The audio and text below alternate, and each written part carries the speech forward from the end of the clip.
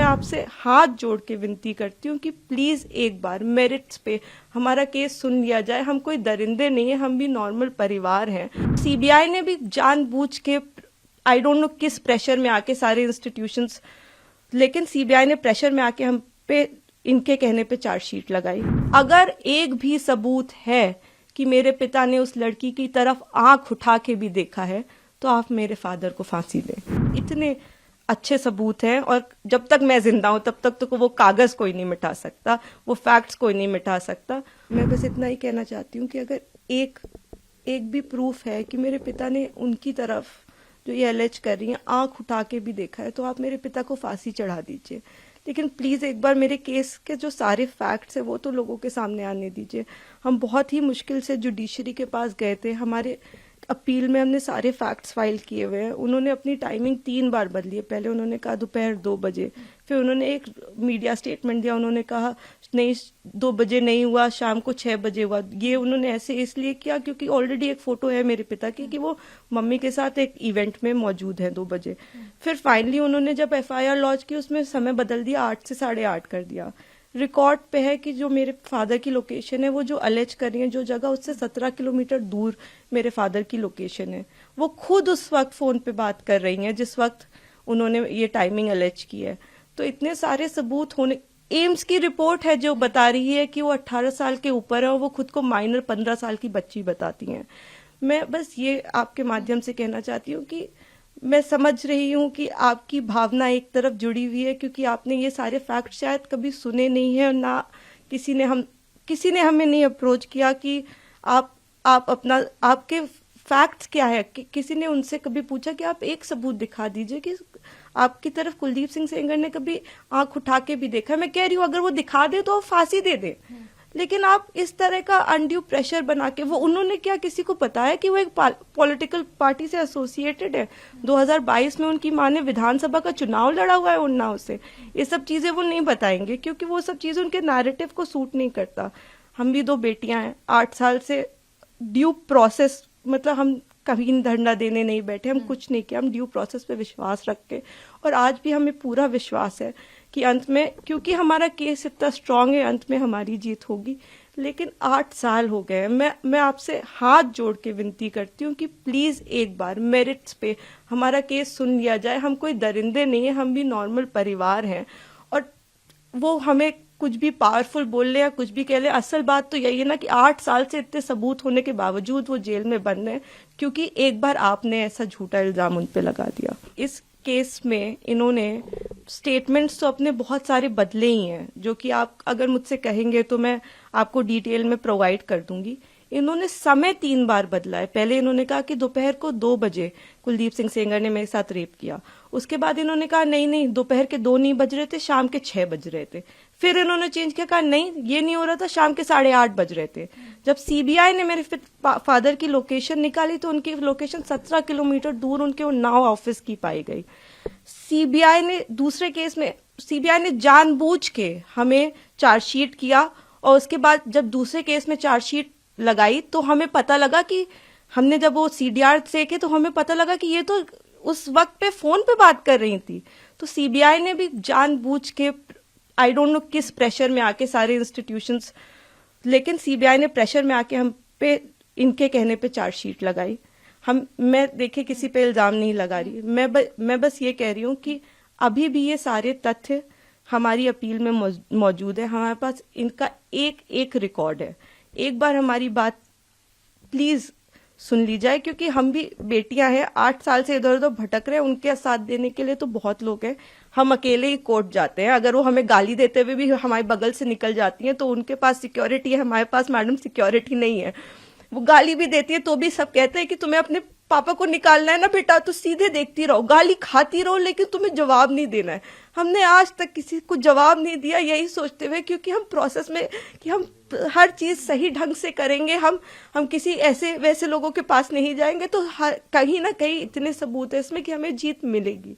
तो हम उसी का इंतजार कर रहे हैं। हमारी बस हाथ जोड़ के यही कि हम बिल्कुल विश्वास करते हैं, हम सारी संस्थाओं पे विश्वास करते हैं, लेकिन मैं बस इतना प्रे करना चाहती हूँ कि किसी के प्रेशर में आके कोई काम ना हो। आप सबूत देख के काम करिए।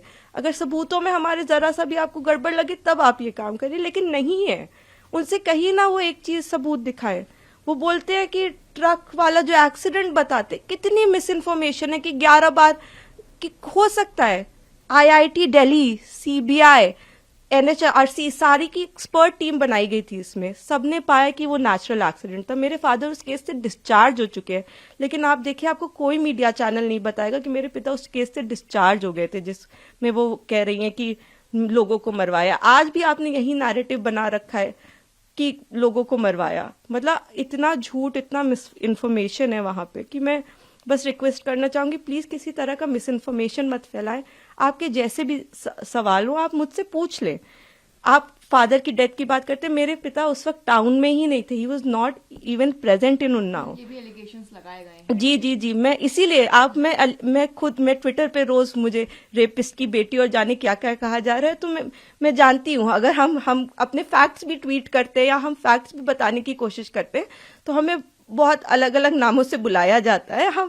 हम जवाब भी नहीं दे सकते, क्योंकि सारी हमें पता है कि सारी संवेदना है वो सब एक तरफ जुड़ी हुई है। हम तो बेटियां है ही नहीं, लेकिन ठीक है हम सब झेल रहे हैं। लेकिन जो आप वही मैं कह रही हूँ ना कि तथ्यों पे कोई बात करे। आप कह रहे विटनेस, किस विटनेस को मरवा दिया? अगर एक रिपोर्ट है कि वो नेचुरल एक्सीडेंट था तो हमने कैसे वो कराया? आप बताइए ना। IIT दिल्ली तो झूठ नहीं बोले, एक्सपर्ट टीम्स बनाई गई, इतना प्रेशर बनाया गया। मेरे घर में रोज रेड मारते थे, रोज मेरी माँ को परेशान करते थे, मुझको परेशान करते थे, क्योंकि उस वक्त भी इसी तरह मीडिया में प्रेशर बनाया गया था। तो मैं बस इतना ही, मैं सच में it's my humble request to all of you, आप पहले केस जान लीजिए, आपके जो भी सवाल हो आप कर लीजिए। मैं डॉक्यूमेंट्स लेके आपके सामने बैठने को तैयार हूं, लेकिन प्लीज किसी की कही सुनी बातों पे मेरे पिता के साथ ऐसा मत करिए। 8 साल से हम न्याय के लिए लड़ रहे हैं, प्लीज। जी, मैं सारी चीजें देख रही हूँ। मैंने आपको इसीलिए बताया कि कुछ उनके पॉलिटिकल अफिलिएशंस भी हैं, और मुझे कोई वो बिल्कुल प्रोटेस्ट करे, लेकिन जहां वो प्रोटेस्ट कर रहे हैं उनसे आप एक बार जाके कह दीजिए कि आप प्लीज सबूत दे दीजिए, एक बार दिखा दीजिए कि क्या सबूत है कि कुलदीप सिंह सेंगर ने आपके साथ ऐसा ऐसा किया। एक बार मैं मीडिया के मेंबर से रिक्वेस्ट है कि कोई भी एक बार जाके उनसे पूछ ले कि आप एक सबूत दे दीजिए। मैडम, मैंने तो 6-7 पॉइंट बताए हैं, आप एक पॉइंट बता दीजिए कि ये सबूत है कि आपके साथ ऐसा ऐसा उस दिन हुआ, सिवाय आपके बोलने के, जिसमें भी आपने कई बार अपने बयान बदले हैं। आपने मेरे पिता पे आपने एक केस फाइल किया, अन्य लोगों पे 2.5 महीने बाद आपने सोच समझ के, शायद ये आप में से कम लोगों को पता होगा, सन 2000 में इनके चाचा हिस्ट्री शीटर हैं, उन पे 17 मुकदमे हैं, 17, and these are not put by us. मैं जब पैदा हुई हूँ उसके पहले से मुकदमे चल रहे हैं, तो इसके पहले कि लोग इसमें भी कुछ सोचे। 17 मुकदमे सन 2000 में वो मेरे चाचा पे अटेम्प्ट टू मर्डर का उनके ऊपर केस चला है, वो इस वक्त तिहाड़ में बंद है, जो इनके चाचा है। तो आज की इनकी दुश्मनी नहीं है हमसे, इनकी दुश्मनी हमसे पुरानी है।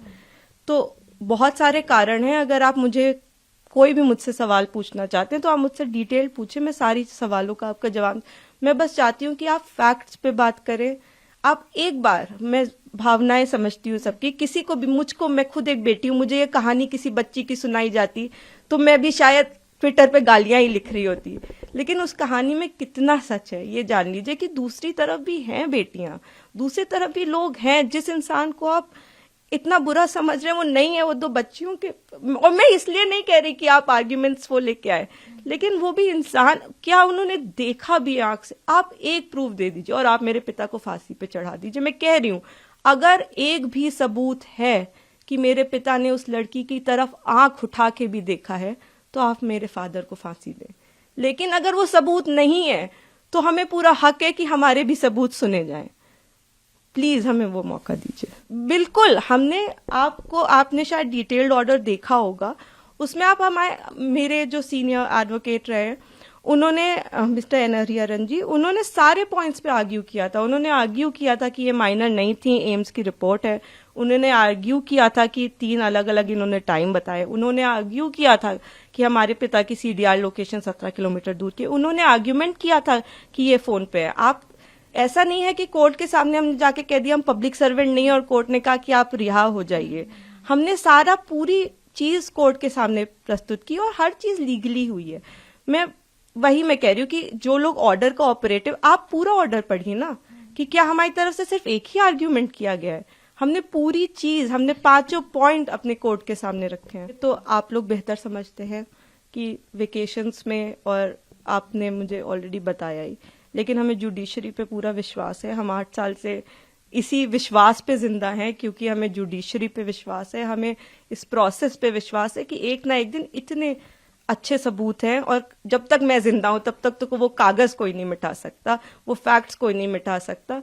तो उन फैक्ट्स के होप में कि ये एक दिन सबके सामने आएंगे, मैं जिंदा हूं। और मैं यही कहना चाहती हूँ कि प्लीज किसी भी इंस्टीट्यूशन पे आप अपनी भावनाओं पे आके मत प्रेशर बनाएं। आप एक बार फैक्ट समझ लें, आप समझ लें कि आप क्या सपोर्ट कर रहे हैं, किस चीज का सपोर्ट कर रहे हैं। आपने सिर्फ एक साइड सुनी है अभी, और दूसरी तरफ को जानने की कोशिश भी नहीं की। तो थोड़ी कोशिश करके, बाकी हमें पूरी उम्मीद है कि हम आगे इसमें जीतेंगे। ये हम उम्मीद पे ही 8 साल से जी रहे हैं, लेकिन होपफुली कि हमारे फैक्ट्स इस बार इग्नोर नहीं किए जाएंगे। हमें पूरी उम्मीद है कि हम सुप्रीम कोर्ट से जीतेंगे।